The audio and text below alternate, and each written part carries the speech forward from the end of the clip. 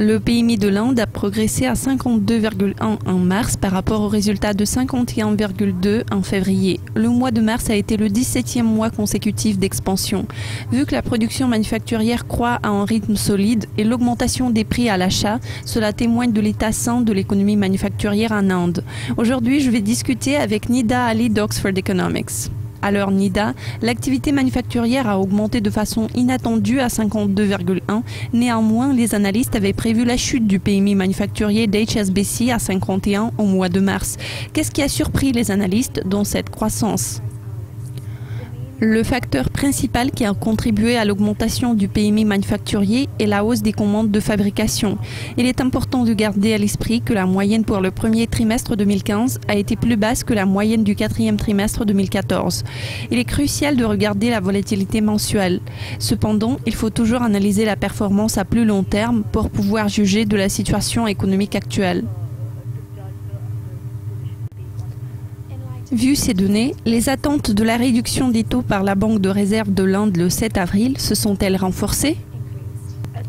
En fait, dans le cadre de nos prévisions, nous ne nous attendons ni à l'augmentation ni à la réduction des taux par la RBI en avril. Cependant, ce n'est pas à cause des données récemment publiées que nous sommes de cet avis. En général, la performance de l'indice PMI est plus faible ce trimestre que celle du trimestre précédent. Je ne vois pas de corrélation évidente entre les deux. Nous sommes persuadés que la RBI laissera les taux inchangés en avril.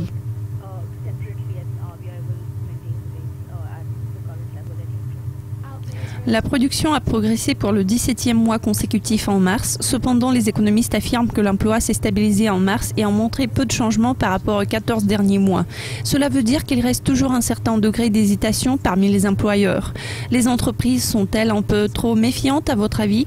Ont-elles des craintes que cette reprise de la production ne soit pas permanente? Oui, il est encore trop tôt de prendre une attitude trop optimiste.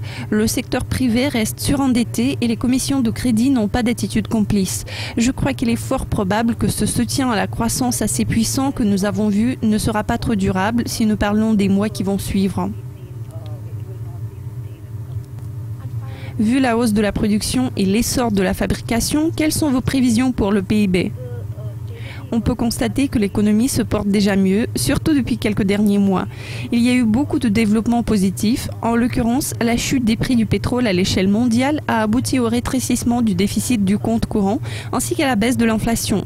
La Banque centrale a coupé les taux d'intérêt, les entreprises et les consommateurs deviennent plus optimistes, leur taux de confiance vis-à-vis de l'économie s'améliore.